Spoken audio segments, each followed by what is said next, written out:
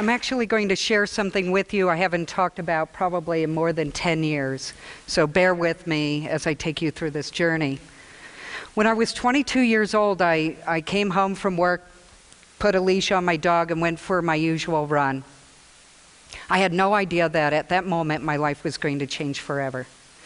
While I was preparing my dog for the run, a man was finishing drinking at a bar, picked up his car keys, got into a car, and headed south or wherever he was. I was running across the street, and the only thing that I actually remember is feeling like a grenade went off in my head. And I remember putting my hands on the ground and feeling my life's blood emptying out of my neck and my mouth. What had happened is he ran a red light and hit me, my dog. She ended up underneath the car. I flew out in front of the car, and then he ran over my legs. My left leg got caught up in the wheel well, spun it around. The bumper of the car hit my throat, slicing it open. I ended up with blunt chest trauma. Your aorta comes up behind your heart. It's your major artery, and it was severed, so my blood was gurgling out of my mouth and foamed, and horrible things were happening to me. I had no idea what was going on, but strangers intervened, kept my heart moving, beating. I say moving because it was quivering, and they were trying to put a beat back into it. Somebody was smart and put a big pin in my neck to open up my airway so that I could get some air in there, and my lung collapsed, so somebody cut me open and put a pin in there as well to open up to stop that catastrophic event from happening. Somehow I ended up at the hospital. I was wrapped in ice and then eventually put into a drug-induced coma. 18 months later, I woke up. I was blind, I couldn't speak, and I couldn't walk. I was 64 pounds. The hospital really has no idea what to do with people like that, and in fact, they started to call me a gomer. That's another story we won't even get into. I had so many surgeries to put my neck back together, to repair my heart a few times. Some things worked, some things didn't. I had lots of titanium put in me, cadaver bones to try to get my feet moving the right way, and I ended up with a plastic nose, porcelain teeth, and all kinds of other things. But eventually I started to look human again. But, well, it's hard sometimes to talk about these things, so bear with me. I had more than 50 surgeries, but who's counting? So eventually the hospital decided it was time for me to go. They needed to open up space for somebody else that they thought could come back from whatever they were going through. Everybody lost faith in me being able to recover. So they basically put a map up on the wall, threw a dart, and it landed at a senior home here in Colorado. And I know all of you are scratching your head, a senior citizens home, what in the world are you going to do there? But if you think about all of the skills and talent that are in this room right now, that's what a senior home has. So there were all these skills and talents that these seniors had. The one advantage that they had over most of you is wisdom, because they had a long life. And I needed that wisdom at that moment in my life. But imagine what it was like for them when I showed up at their doorstep. At that point, I had gained 4 pounds, so I was 68 pounds. I was bald. I was wearing hospital scrubs, and somebody donated tennis shoes for me, and I had a white cane in one hand and a suitcase full of medical records in another hand. And so the senior citizens realized that they needed to have an emergency meeting. So they pulled back and they were looking at each other and they were going, okay, what skills do we have in this room? This kid needs a lot of work. So they eventually started matching their talents and skills to all of my needs.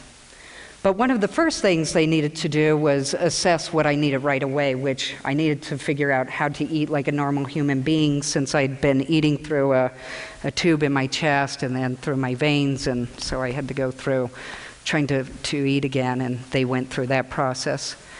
And then they had to figure out, well, she needs furniture. She is sleeping in the corner of this apartment. So they went to their storage lockers and all gathered their extra furniture, gave me pots and pans, blankets, everything.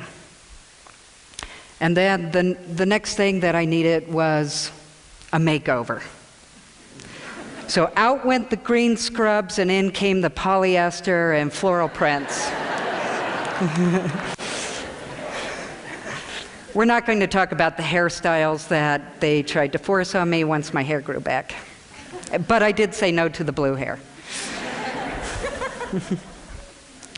So eventually, what went on is they decided that, well, I need to learn to speak. So you can't be an independent person if you're not able to speak and you can't see. So they figured not being able to see is one thing, but they need to get me to talk. So while Sally, the office manager, was teaching me to speak in the day, it's hard because when you're a kid, you take things for granted. You learn things unconsciously. But for me, I was an adult and it was embarrassing, and I had to learn how to coordinate my new throat with my tongue and my new teeth and my lips and capture the air and get the word out. So I acted like a 2-year-old and refused to work. But the men had a better idea. They were going to make it fun for me. So they were teaching me cuss word scrapple at night. And then secretly, how to swear like a sailor. So I'm going to just leave it to your imagination as to what my first words were when Sally finally got my confidence built. So I moved on from there, and a former teacher who happened to have Alzheimer's took on the task of teaching me to write. The redundancy was actually good for me, so we'll just keep moving on.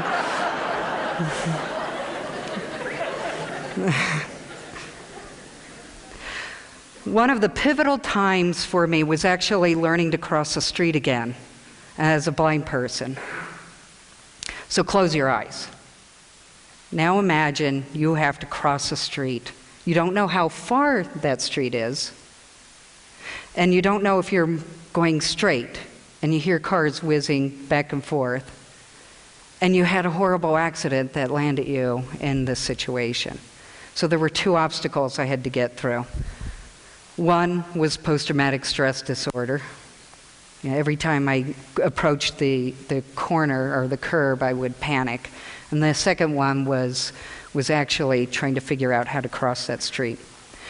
So one of the seniors just came up to me and she pushed me up to the corner and she said, "When you think it's time to go, just stick the cane out there. If it's hit, don't cross the street."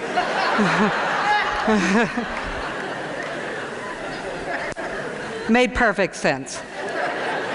But by the 3rd cane that went whizzing across the road, they realized that they needed to put their resources together, and they raised funds so that I could go to the Braille Institute and actually gain the skills to be a blind person, and also to go get a guide dog who transformed my life.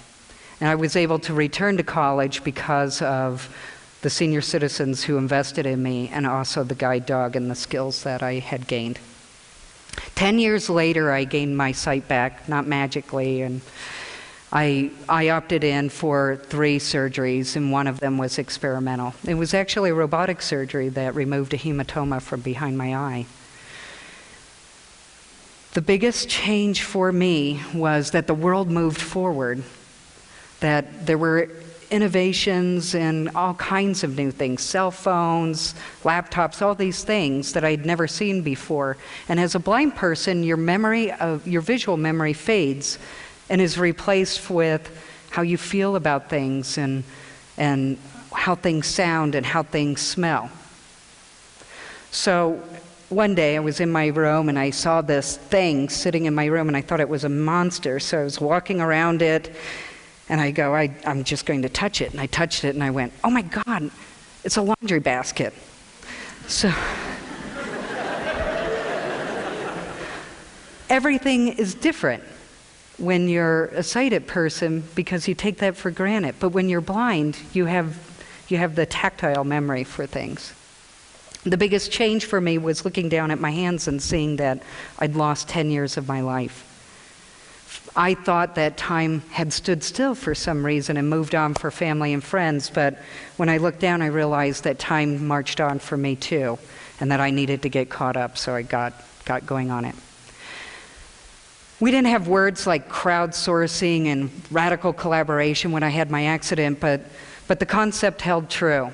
People working with people to rebuild me, people working with people to re-educate me. I wouldn't be standing here today if it wasn't for extreme radical collaboration. Thank you so much.